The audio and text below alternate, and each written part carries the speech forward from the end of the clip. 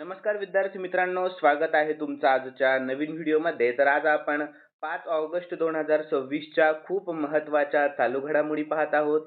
तर विद्यार्थी मित्रांनो, हे प्रश्न येणाऱ्या स्पर्धा परीक्षामध्ये 100% विचारले जाऊ शकतात. खूप महत्त्वाचे प्रश्न मी घेतलेले आहेत आणि विशेषतः तुम्हाला सर्व प्रश्नांचे स्पष्टीकरण देखील मी या व्हिडिओमध्ये दिलेले आहे.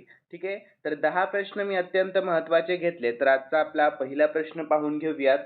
तर 2026च्या राष्ट्रकुल क्रीडा या स्पर्धेमध्ये आपला भारत कोणत्या स्थानावर राहिला आहे? तर सर्वांना माहिती असायला हवं. खूप सोपा प्रश्न आहे आणि 100% हा प्रश्न येणाऱ्या परीक्षेमध्ये पडण्याची दाट शक्यता देखील आहे.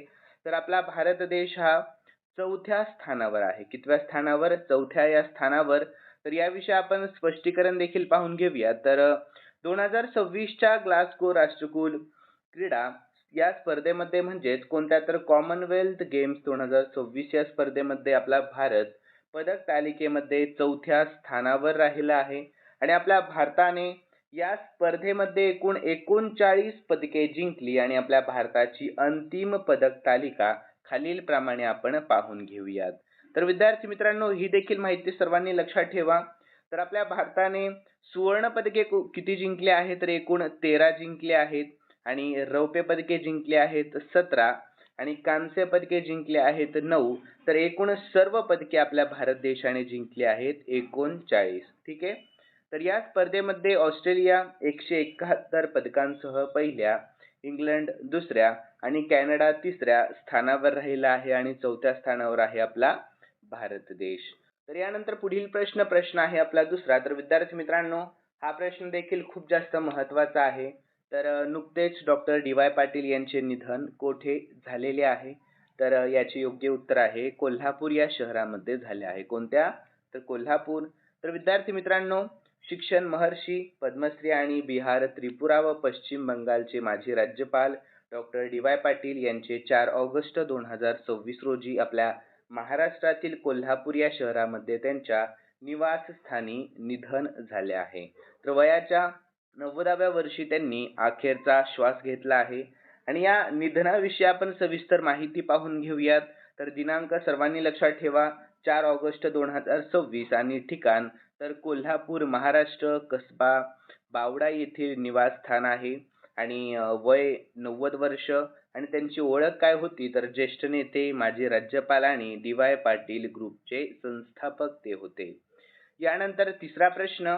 तर आपल्या महाराष्ट्रामध्ये सक्तीच्या धर्मांतर विरोधी कायद्याला राष्ट्रपतींची मंजुरी मिळाल्यानंतर आपल्या महाराष्ट्र राज्यामध्ये कोणता कायदा लागू झाला आहे? तर खूप जास्त महत्त्वाचा हा प्रश्न आहे विद्यार्थ्यांनो. हा प्रश्न येणाऱ्या परीक्षेमध्ये 100% विचारला जाऊ शकतो, म्हणून सर्वांनी मन लावून हा प्रश्न पहा. शक्यतो हा व्हिडिओ सर्वांनी शेवटपर्यंत पाहण्याचा प्रयत्न करा.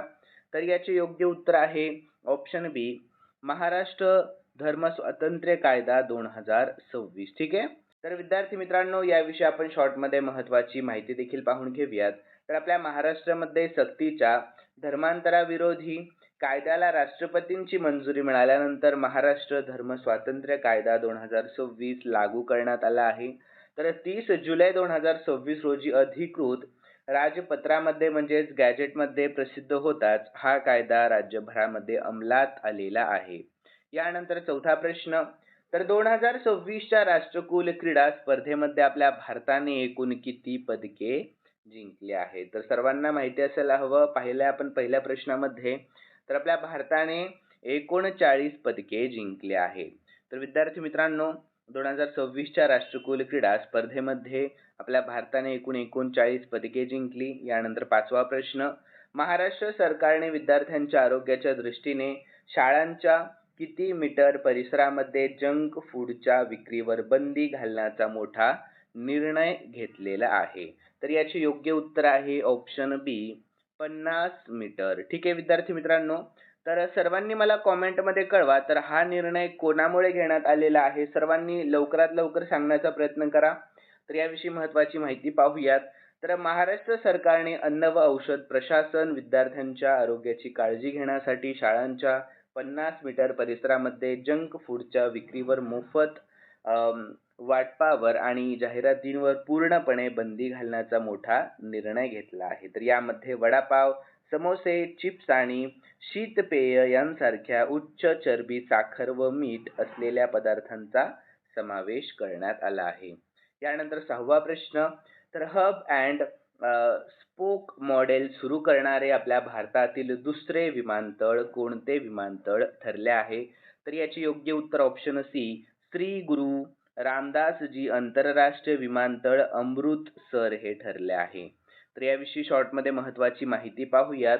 तर आपल्या भारतातील हब अँड स्पोक मॉडेल सुरू करणारे दुसरे विमानतळ पंजाबमधील अमृतसर येथील श्री गुरु रामदासजी आंतरराष्ट्रीय विमानतळ हे ठरले आहे. आणि पहिले विमानतळ उत्तर प्रदेशातील वाराणसी हे या मॉडेल अंतर्गत देशातील पहिले स्पोक विमानतळ बनले आहे. तर याचा फायदा काय आहे विद्यार्थी मित्रांनो? तर या मॉडेलमुळे अमृतसरमधील आंतरराष्ट्रीय प्रवाशांना दिल्लीच्या केंद्रीय हब मार्फत 20हून अधिक जागतिक शहरांशी थेट जोडले जाणे सुलभ झाले आहे. यानंतर 7वा प्रश्न, राष्ट्रपती द्रौपदी मुर्मू यांनी राष्ट्रपती पदाची 4 वर्ष पूर्ण झाल्याच्या निमित्ताने राष्ट्रपती भवनातून कोणते नवीन उपक्रम सुरू केलेले आहेत?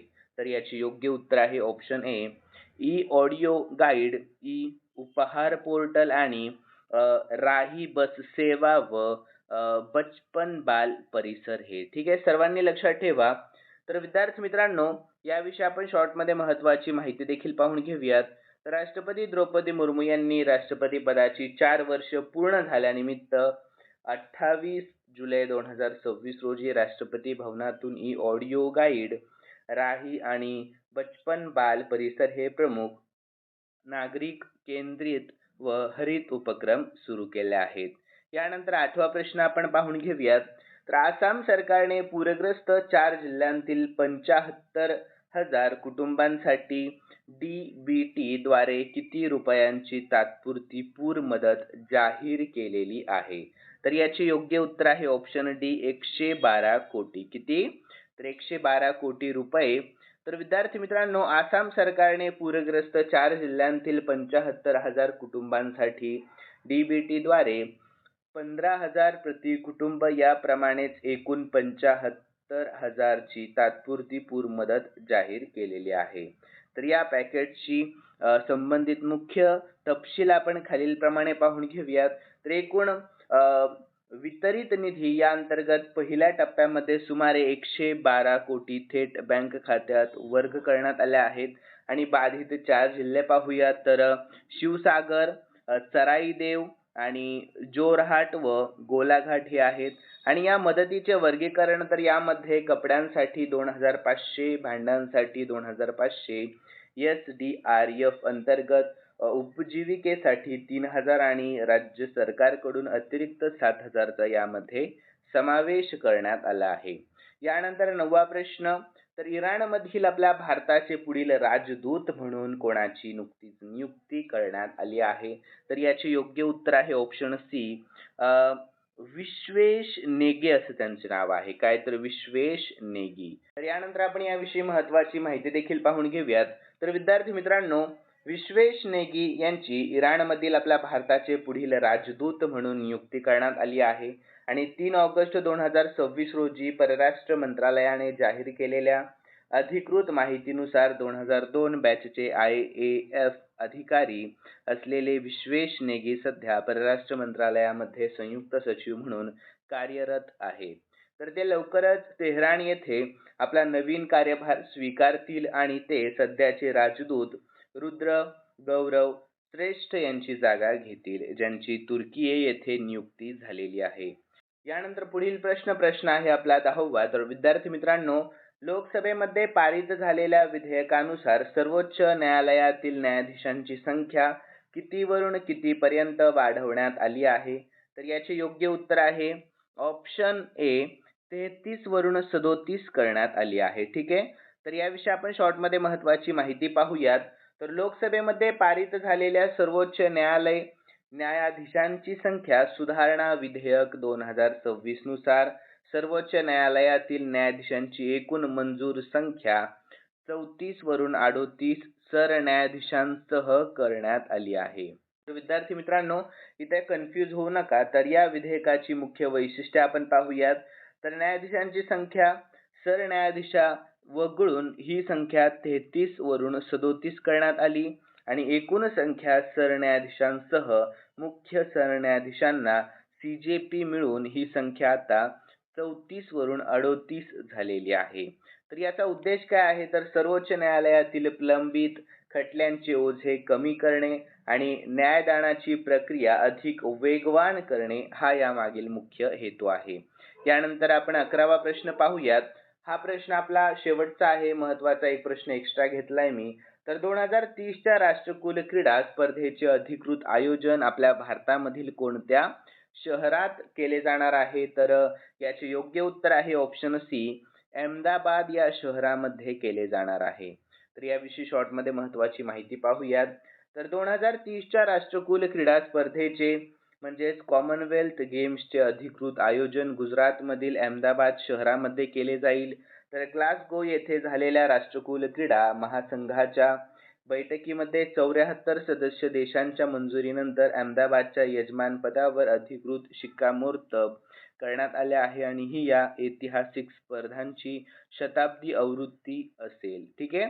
यानंतर विद्यार्थी मित्रांनो, खालील प्रश्न मी स्पेशली तुमच्यासाठी ठेवलाय आणि हा प्रश्न आपण खूप महत्त्वाचा असल्या कारणाने सर्वांसाठी शेवटी ठेवला आहे. तर सर्वांनी या प्रश्नाचे उत्तर मला आपल्या कॉमेंट बॉक्समध्ये कळवायचं आहे. तर आपल्या भारताने नुकतीच कोणत्या आजारावरील पहिल्या प्रतिबंधक लसीला मंजुरी दिलेली आहे? सर्वांनी योग्य उत्तर आपल्या कॉमेंटमध्ये कळवा. तर विद्यार्थी मित्रांनो, सर्वांची मी मनापासून माफी मागतो. तर गेले 2 महिने झाले मला चालू घडामोडीचे दररोजचे व्हिडिओ अपलोड करता आले नाही. काही तांत्रिक अडचणी होत्या. तर इथून पुढं मी रेग्युलर तुमच्यासाठी व्हिडिओ आणत जाईल आणि महत्त्वाचे प्रश्न मी तुमच्यासाठी घेऊन येईल, कारण येणाऱ्या स्पर्धा परीक्षांमध्ये तुम्हाला याचा पूर्णपणे खूप जास्त फायदा व्हावा. तर चला भेटूयात आपण नवीन व्हिडिओमध्ये. धन्यवाद.